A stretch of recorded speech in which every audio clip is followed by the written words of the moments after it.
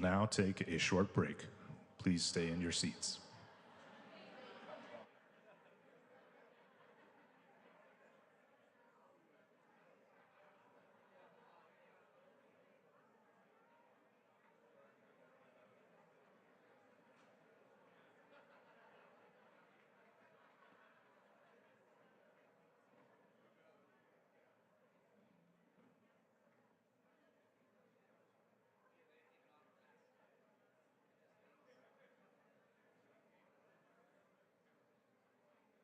US President Joe Biden delivers remarks at the 2023 White House Tribal Nations Summit in Washington, D.C. shortly.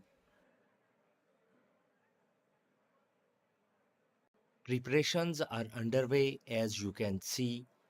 The dice is setting up.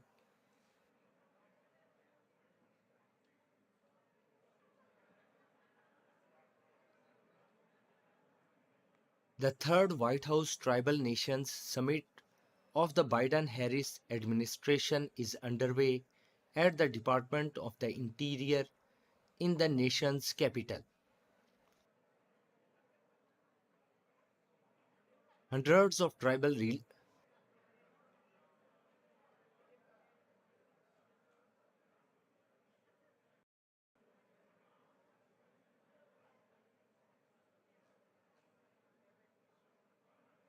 Hundreds of tribal leaders from across the United States are in the attendance.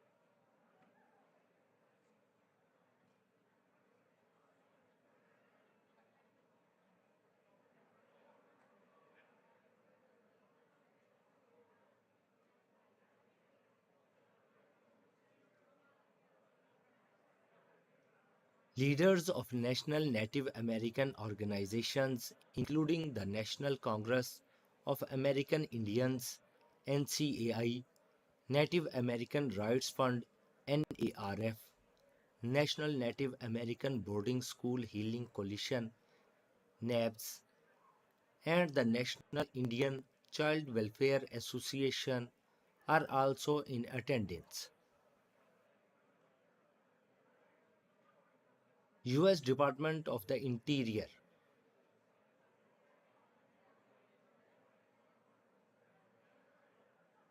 addressed the attendees virtually because she was diagnosed with COVID-19 on Monday and is isolating in compliance with CDC guidelines.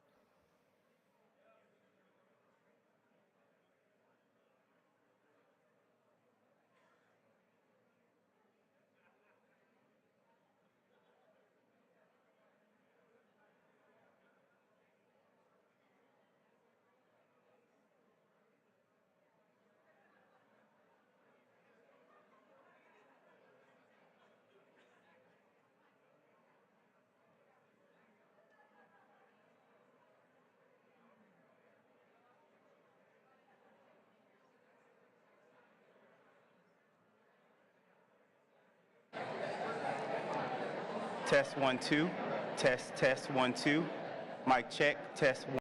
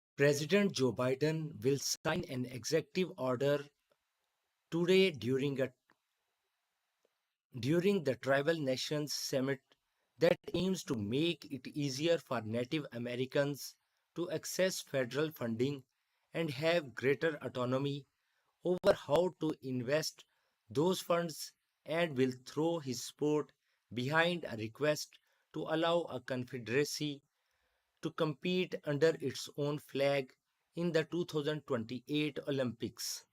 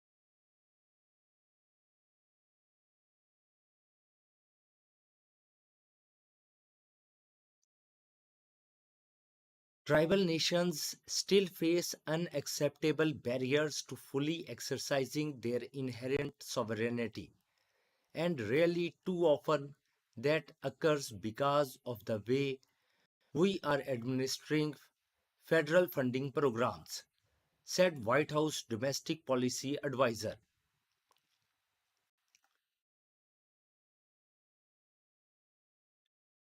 Historically, Neera Tanden said, federal policies attacked Native people's rights to self-governance and caused lasting economic damage. The Biden administration is working to undo that damage, she said.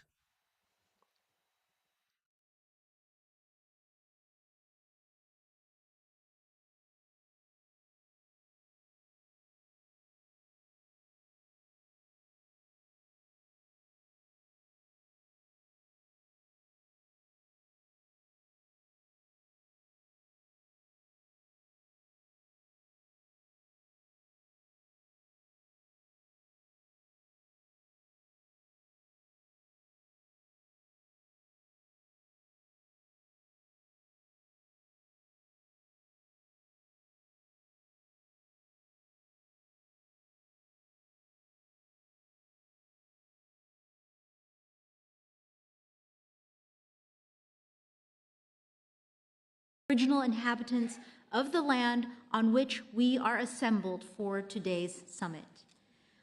Our nation's story on trade begins with all of you and your communities. Your ancestors were our first traders. From pelts to food and so much more, trade among tribes was vibrant and flourishing here well before the arrival of European colonizers. It was a sustaining, driving way of life. This legacy is particularly significant for our approach to U.S. trade policy under President Biden and Vice President Harris. Now, for the first time in our agency's history, we at USTR are actively and intentionally working to ensure that the dignity, priorities, and well-being of the world's first and original traders are reflected as we craft a news story here on trade and investment policy. We know that our economy is more than just numbers, even though oftentimes it feels like when we talk about our economy, it's just a bunch of numbers.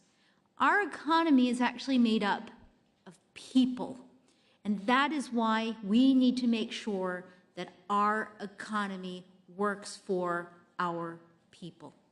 not only for those that know the ins and outs of trade policy making and Washington, D.C., but especially for those that have been traditionally not heard or seen. And this is at the heart of how we are building our economy, as the president says, from the middle out and from the bottom up, and ensuring that more people across our society get their fair share of the economic pie that we are all making. I am proud to say that the president's trade policy agenda and annual report now include unprecedented objectives and updates on engaging with tribal nations, tribal colleges and universities, Native and Indigenous community-based organizations, academia, entrepreneurs, and enterprises. Not only must you claim your rightful seat at the table, your voices must help shape our work. And that is why at my agency, USTR, we have made it a priority to hear directly from tribal nations, to meet you where you are, to hear your concerns, and to learn from you. One of the first actions that I took after being confirmed as U.S. Trade Representative was to host tribal consultations with tribal leaders in what many believe were the first ever in USTR's 60-year history. They are now an annual standard. And this is really important because our approach to trade is grounded in equity, fairness, and respect.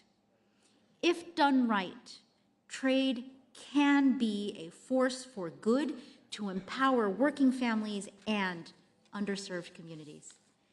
In our tribal consultation meetings and discussions, we have learned so much from you.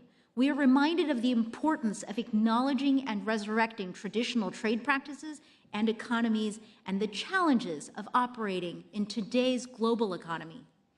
So our way of honoring this rich history is to put you front and center of our trade policy making. We sought and appointed Indigenous experts to serve as cleared advisors on our trade advisory committees. This is a first step to better inform our approach when we engage with other economies, including in the Indo-Pacific, the Western Hemisphere, and Africa. As a hallmark moment for our host year for the Asia-Pacific Economic Cooperation, or APEC, meetings in San Francisco last month, I was deeply honored to convene the first ever minister-level dialogue with Indigenous leaders. And I was very honored that Chief Malerba, who's sitting in the front row here, was a part of that convening and could speak directly to my trade minister counterparts from Asia. I also want to note that the minister statement from APEC this year includes specific mentions of Indigenous peoples as an important part of realizing equitable economic growth, which it turns out isn't just a goal for us, but is a goal of other countries and economies as well. We are also continuing to work with the U.S. International Trade Commission to better understand how trade policies and trade might impact our tribal communities and Native and Indigenous workers. The USITC's investigation revealed, first of all, that we need better and more disaggregated data and research. So we are partnering with our interagency colleagues across the administration to change that and to improve that. Influenced by your voices, USTR is also working with colleagues across the US government to explore how trade tools and trade rules may better address issues like misappropriation of Indigenous goods and capacity building for Native entrepreneurs and workers. I would also like to note that the United States greatly appreciates the work that is happening among partners of the Indigenous Peoples Economic and Trade Cooperation Arrangement, or the IPETCA. Thanks to your guidance to us at USTR, the United States announced that we are actively and eagerly exploring becoming an observer to that agreement. Our entire administration is fully committed to using trade as a force for good for Indigenous workers everywhere. And just as Native heritage and culture are foundational to our nation's identity and fabric, we are committed to lifting up Native voices as foundational pillars of our work going forward. It is an honor to be here with you today. I look forward to getting to know more and more of you and to continuing to build our work together. Thank you so much for your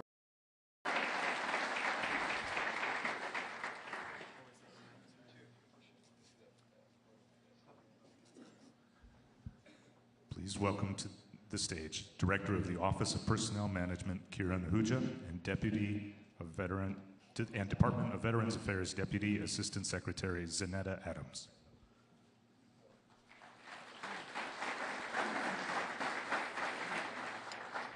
How's everyone doing? I know we're coming right before the prime time. So make sure to get out of your way really quickly. It's very wonderful to be here. As the voice of God mentioned, I'm Kira Nahuja. I am the Director of the Office of Personnel Management. So you have to think about the Office of Personnel Management in OPM as like the human resources wing for the federal government, which happens to be the largest employer in this country. Our mission is to recruit, retain, and honor the federal workforce, and to be a model employer, an example for employers across the country. We are here today because of our commitment to tribal nations and ensuring your voice in federal decision-making. So I'm not going to be talking necessarily about federal jobs, though I'm happy to do that at some other point. I'm going to talk about another role that we have here at OPM, which is really facilitating an important effort that is underway within the federal government. And that is tribal consultation. I am speaking to those who know so much more than I do. And that is the fact that tribal consultation is a cornerstone of honoring our relationship and upholding sovereignty and self-determination. We know that effective consultation requires genuine engagement, continuous dialogue, and in utilizing established best practices.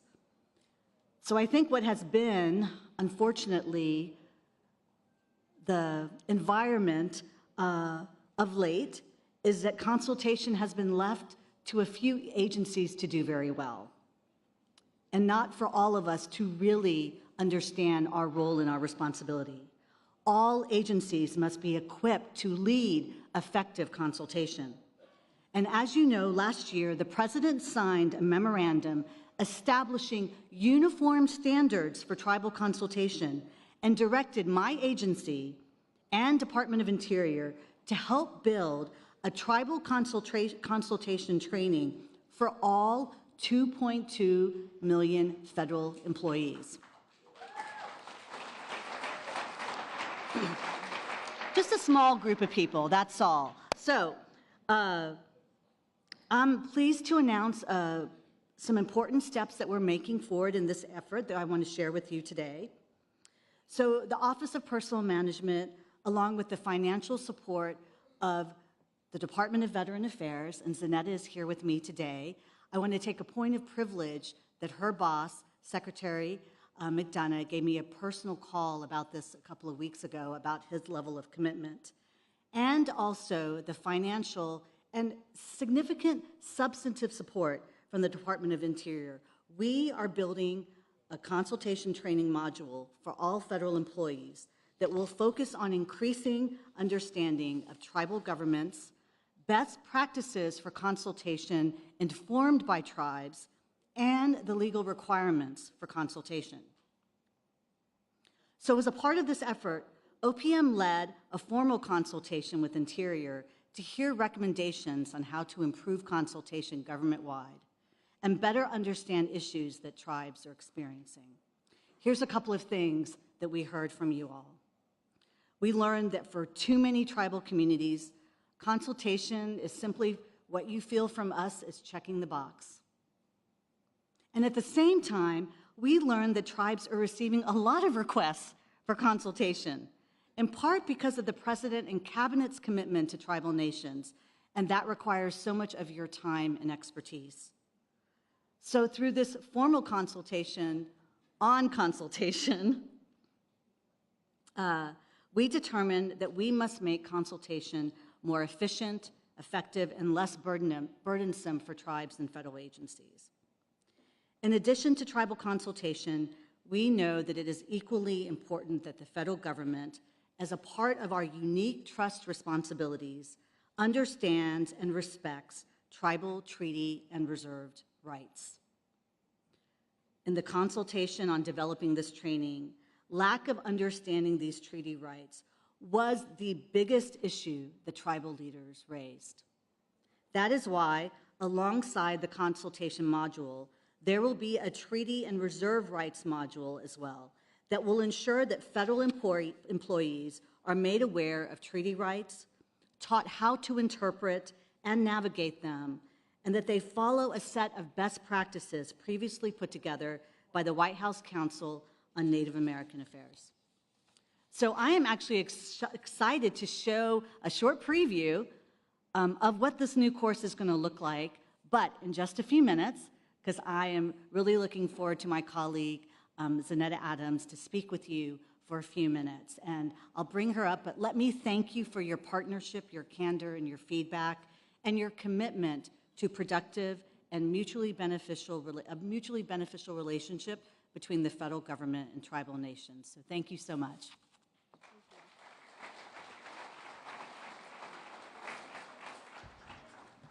Thank you, Director Ahuja, and thank you, tribal leaders, for your commitment to ensuring that members of your tribe's voices are heard.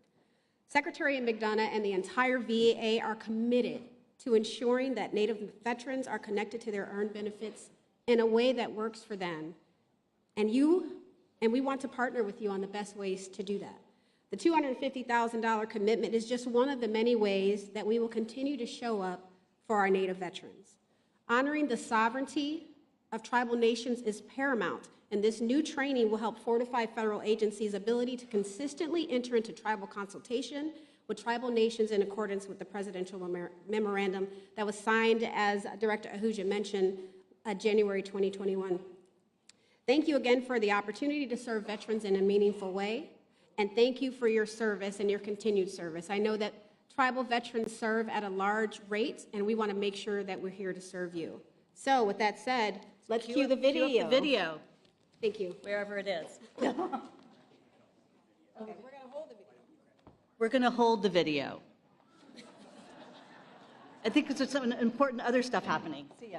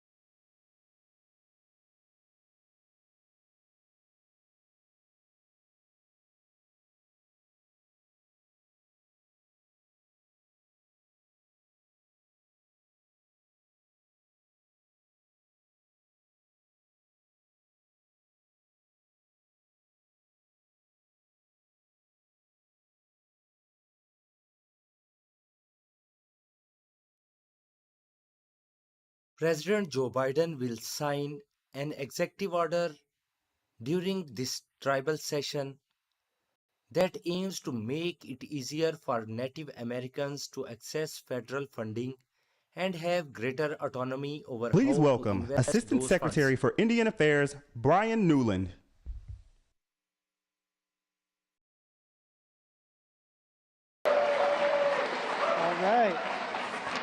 All right.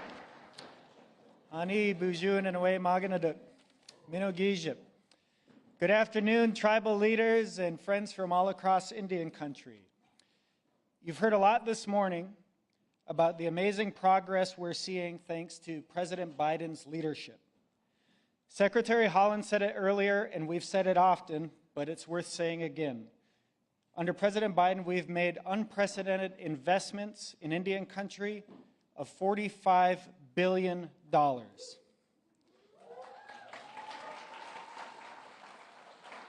From day one, President Biden has acted for us.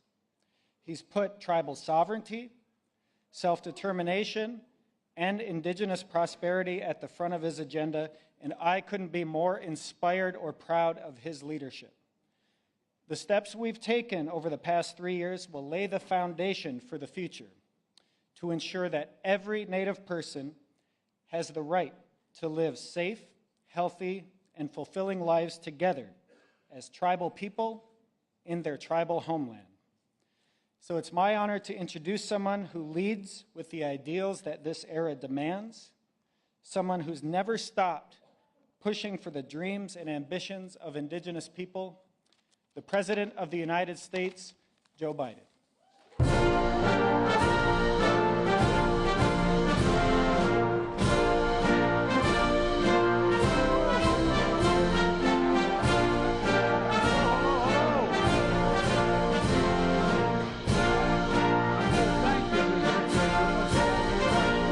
Please have a seat. And thanks for all the tribal leaders here. I want to say how much I appreciate your efforts of being here. You know, we're grateful you made the journey to have, we have an important conversation to have about things that matter most to your people. That's why we're here. It's a simple proposition. When I became president, I promised my administration would prioritize respect for tribal sovereignty and self-determination. Otherwise, Danny Inouye would come down from heaven and beat me up. I was raised by Danny Inouye. You think I'm joking? I remember once I said, all those Indian nations. She said, no, nations, Joe, nations, nations. And that was 50 years ago. You know, that we usher in a new era of relationship between our government and nation-to-nation relationships. We've made progress, but we know Indigenous communities still live in the shadows of the failed policies of the past. That's why I committed to working with you to write a new and better chapter in American history for Indian nations. To honor the solemn promise the United States made to tribal nations to fulfill our federal trust and treaty obligations and to work together to rebuild tribal economies and institutions. To make this new era, well, you should be clapping. This is the first time this has happened. Come on, guys.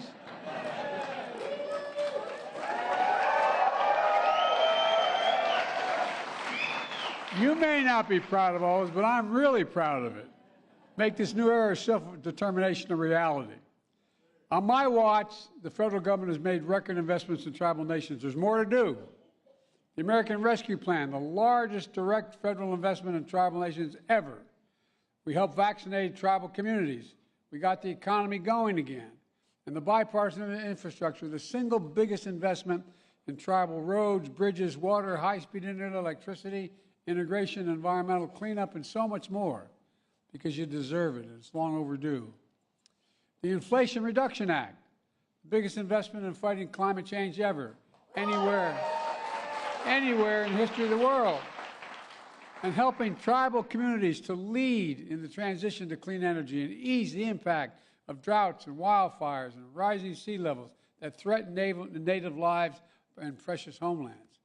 You know, at the same time, my administration last year secured the first ever advanced funding for Indian Health Services.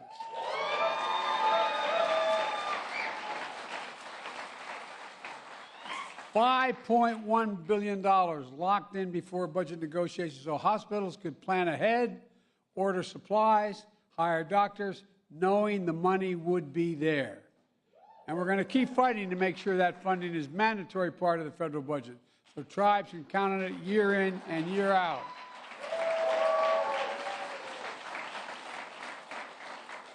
Folks, these transformational investments are going to help tribes, but they help all Americans, all Americans. We know the federal dollars are vital to your communities in order to be able to thrive. We know you know best how to invest them, not us, you know. You know what your communities need, and that's what self-determination means. But today, there's still too many hoops to jump through, too many strings attached, and too many inefficiencies in the process. For example, a small tribe may qualify for federal funding, but they can't afford to hire an extra staff needed to complete all the paperwork. Or a tribal council may secure a grant, but can't collect it without raising enough cash to meet the federal matching requirements. Or a remote Alaskan village may receive funds without roads or internet and has to charter a plane or every quarter just to be required to be in compliance with the report. Folks, we can do a hell of a lot better than that. A hell of a lot better than that. And we're going to. That's why today I'm signing an executive order to reform the federal funding system for tribes, cutting that red tape so you can deliver for your community faster and better.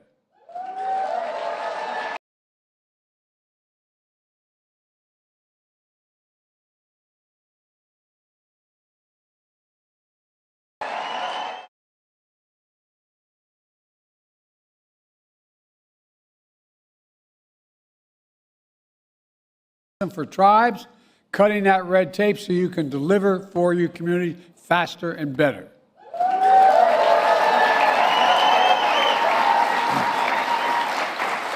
Because we're doing it in some programs already, and we've been doing it for some programs for nearly 50 years. Take the Indian Health Service. Their own clinics and hospitals rather than relying on federal facilities. That's a source of local pride. Deliver quality care.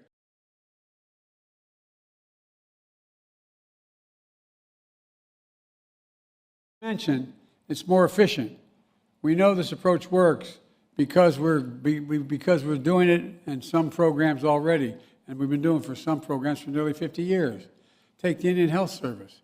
More than half its budget now goes directly to tribes to run their own clinics and hospitals rather than relying on federal facilities. That's a source of local pride, deliver quality care, tailored directly for each community because communities are different. Today's executive order also creates an online clearinghouse, a one-stop shop where tribal governments can more easily search for grants and all in one place. And that to me, by the way, not only tribes, but every state's asking for the same thing. And the order also the task the Office of Management and Budget and my domestic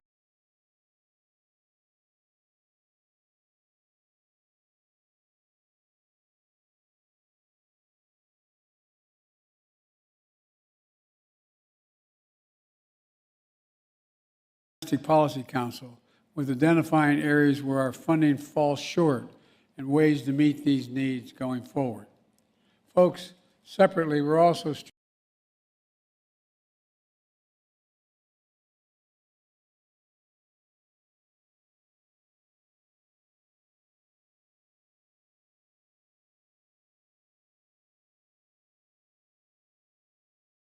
streamlining the Buy Indian Act so federal agencies get more goals and services, goods and services from Native-owned businesses. Native-owned businesses.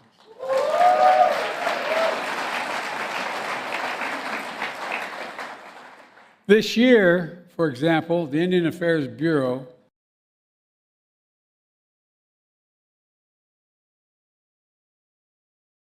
awarded 75% of its budget to Native-owned enterprises up from about half that in 2021.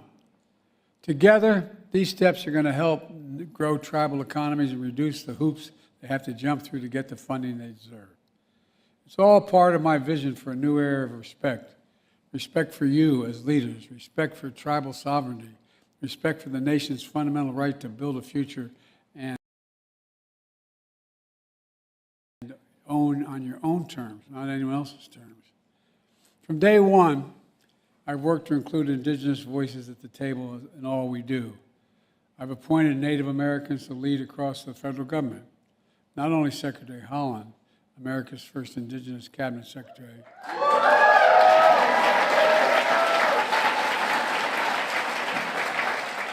and I can say without exaggeration, she's doing one hell of a job. One hell of a job. But scores of other Native Americans in key roles across the administration. I've been proud to reestablish the White House Council on Native American Affairs to help coordinate that policy as well. And I'm proud to relaunch this annual summit after years of neglect by my predecessors. I was proud to take historic steps to improve consultation process between federal agencies and tribal nations. Working together, we also reauthorized the Violence Against Women Act, which I wrote as a U.S. Senator, expanding tribes' sovereign jurisdiction, their sovereign jurisdiction. And I directed federal agencies to work with you to address the missing and murdered indigenous people. At the same time, preserving important and ancestral tribal lands. I restored protections for my predecessor, gutted by my predecessor, at 3 national monuments, Grand Staircase and Bears Ears. And by the way, you know how that happened? I was in a plane, and a little girl came up to me, she said, "Mr. President, can you take care of Bears Ears?" And I thought she said, "Can I take care of her ears?" And I said, "What, honey?" She said, "Bears Ears, it's really important." And guess what? She was dead right, and we did take care of it. The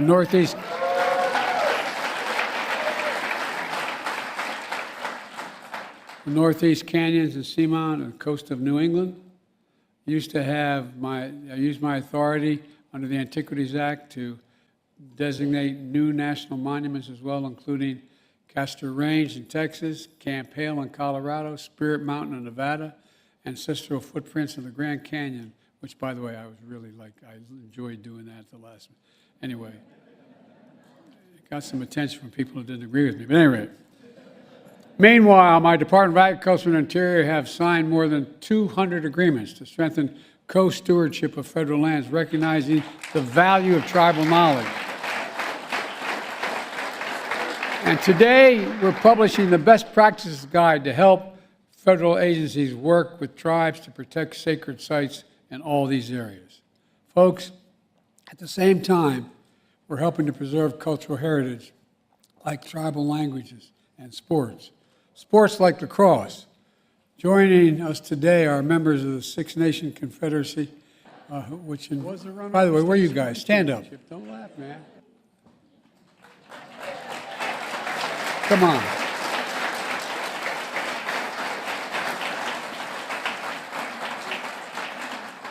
Which invented lacrosse nearly 1,000 years ago. The game brought tribes together, a force for peace, friendship, and healing. The Six Nation players are still among the very best in the world. And as a point of personal, I know about this because I went to Syracuse University, long the home of a powerhouse lacrosse program. And I might add, my daughter was a first-rate lacrosse player in high school, and my niece was an All-American lacrosse player at Harvard. So we have a little knowledge of lacrosse in our family. I wanted to play lacrosse, but you had to choose between lacrosse and football. You couldn't play both in the same season. And since I was a powerful 6'1", 158-pound flankerback, I was the runner-up a state scoring championship. Don't laugh, man. As they say in football, I got soft hands. Guess what? This fall, it was announced that lacrosse will once again be an official Olympic sport.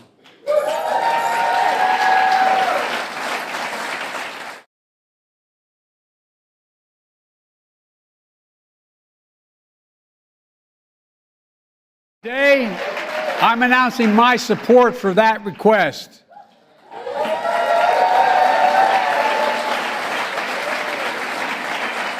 Their ancestors invented the game. They perfected it for a millennia. Their circumstances are unique, and they should be granted an exception. But I promise you're all going to get one.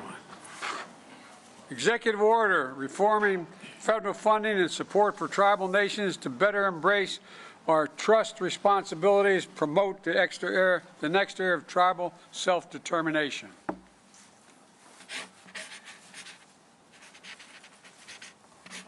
There you go.